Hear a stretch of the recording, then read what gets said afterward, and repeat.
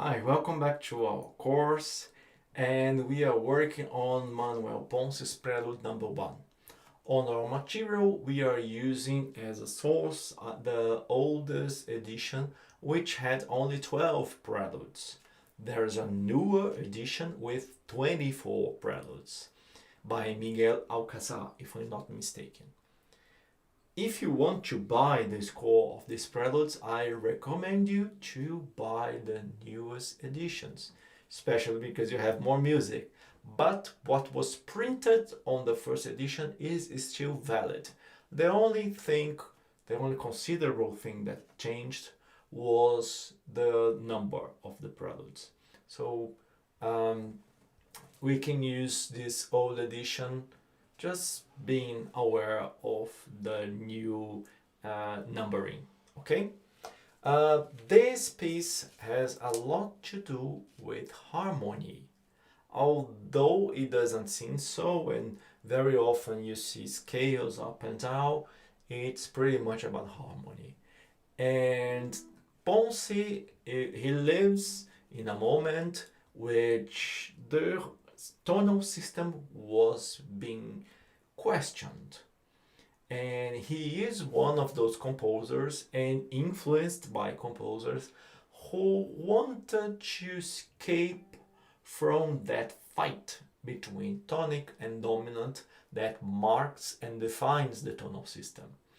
So it leads to some harmonic choices, which sometimes to analyze their harmonic function can be challenging.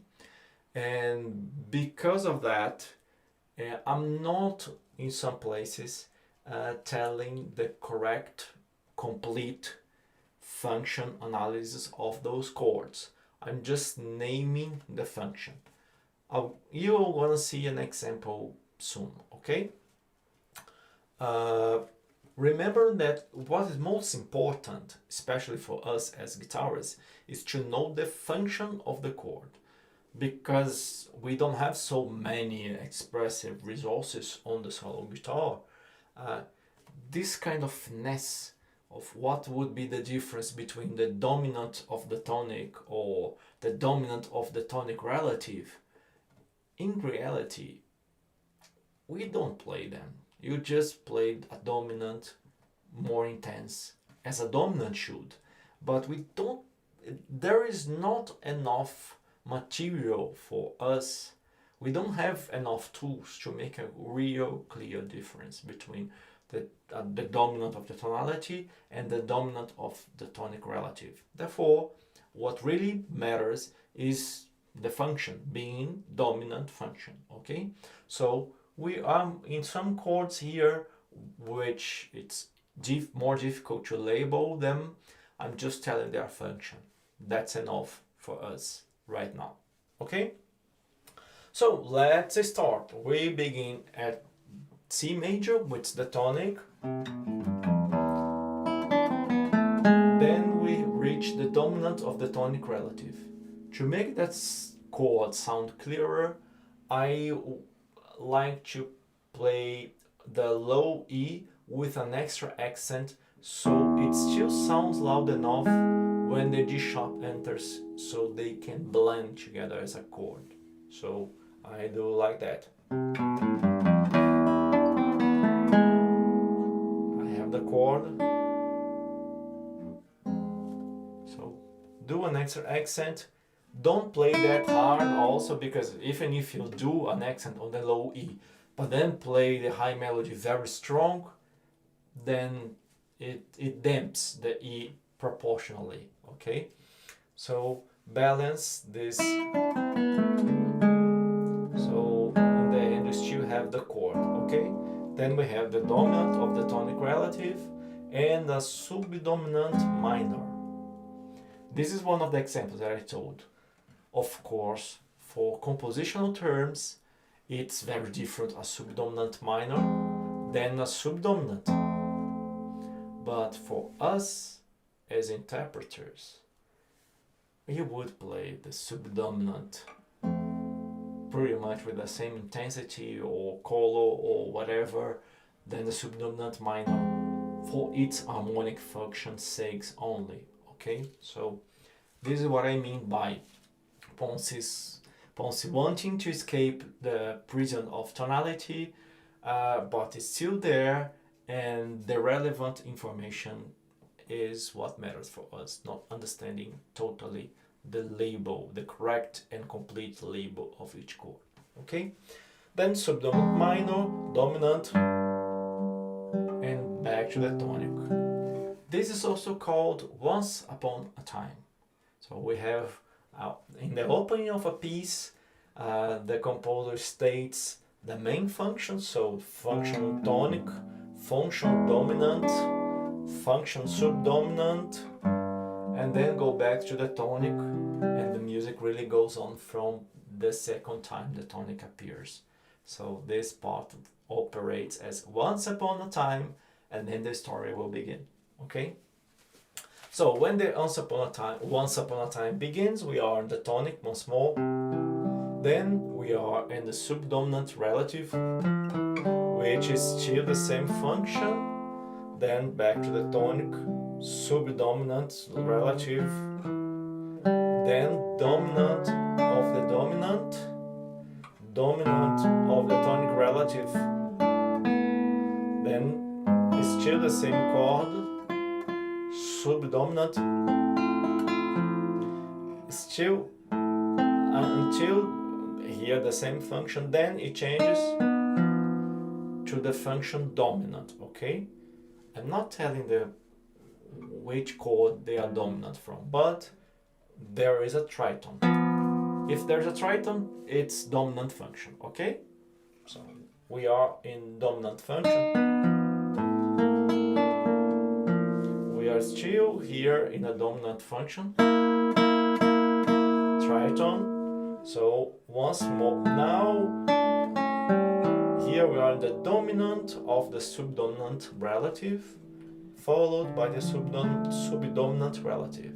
So we have a case which we have a dominant of a chord and its resolution right after. Of course, this is not the tonic, so it's not a complete release, but it's important for you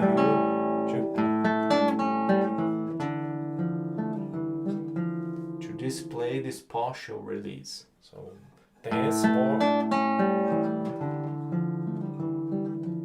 So the dominant louder, subdominant a little bit softer. Okay.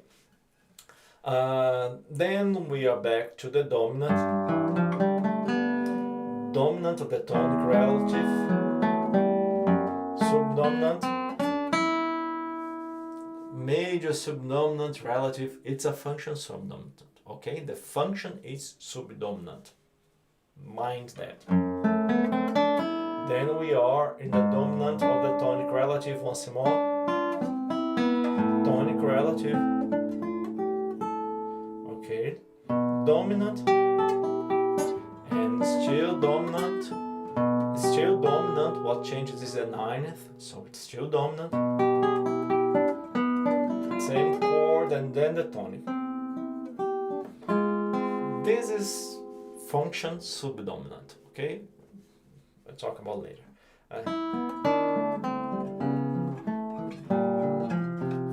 Dominant of the tonic relative with ornament, and then we are back. Okay, and on the last 5 measures we are in the tonic. Okay, nice. Once you know that, and this is key to play that music well, mark the harmonic functions accordingly. Okay, so there are some tricks on fingerings which you could already see when I was displaying the chords, but to sum them up, I want to make the chord sounds as clear as possible, and I use the campanella for that. So let's mark some special places. We are beginning from just after the once upon a time. Here you can hold the melody, but it's so it lasts so little that maybe it's not worth it. Okay, we can here on the next measure, if you can, it may be interesting. I don't have large hands. If I concentrate myself much and work hard, I can play those notes, but it's an unnecessary risk when it comes to preparing that fingering for live performance, for recordings on my part. So I just hold those notes, which is anyone can. Okay, so back. Then we are in a very important chord, and it's easy to hold, so why not hold it? And okay, once more. Now we have some not so obvious choices. Let me highlight them for you. So D sharp on the bass with finger 2, B with 3, D with 1, E open string, F with 4th finger.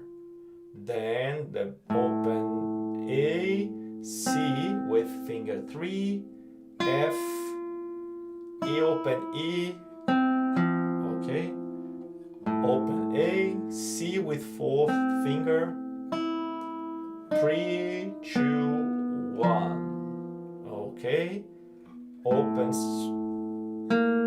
here 2 is not really that important, but then 3 on the D, B, 2, F with 1. Here, A with 1. It's impossible to make this campanella.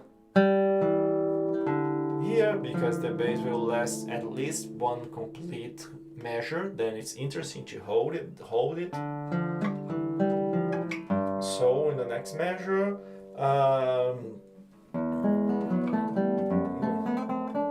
quite obvious ones. Now D sharp with 3, 2, 1, C with 4th, and then open strings. And then you use to jump, but hold a little bit the C and the G sharp before you jump. 1 on the C, open string, F with 1, G with 4, and then you prepare for what's going on next, okay?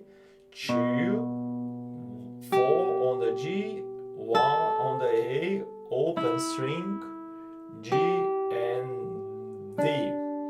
But this D you can play with 3, but the next note will be also with finger 3. So if you play with 3, hold a little bit before you change notes, or if that change is too hard for you, you can take the 2 sooner and then 2, 3. Choose what works best for you, try both and choose the one you prefer, okay? So B with 3, 1, open string, 1, 4, 1 again. Remember that's A flat on the second time, but still with finger 1. And the same problem again, then F with 1, G with 3, A flat with 4. Okay, then we are going back, finger 3, prepare the capo on the 3rd fret, the barre on the 3rd fret. Of course you're not going with the barre, but instead of changing the position with the closed finger already, let it open, so making the capo will be easier. So we have also a barre, open strings, and then it's quite an obvious choices from on and here, barre on the 2nd fret, 3, 3, 2 barre, 3, 2 barre. Okay, then just beware on the last 5 measures, when you have the low C, already keep that's at least what I do. I keep the fingers playing after I play notes from the C major chord, which is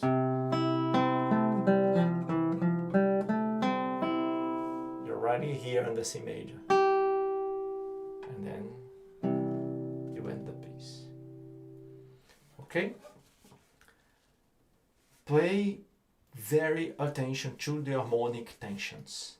If you do them accordingly, dominant louder, tonic softer, subdominants in between, the piece will already sound very good. If you decide to ignore that, they will sound just like one more arpeggio scale piece. Plim, plim, plim, plim, plim, pum, blah. Okay? But if you play with the harmonic functions, that piece, that lovely piece, sounds special. Have fun.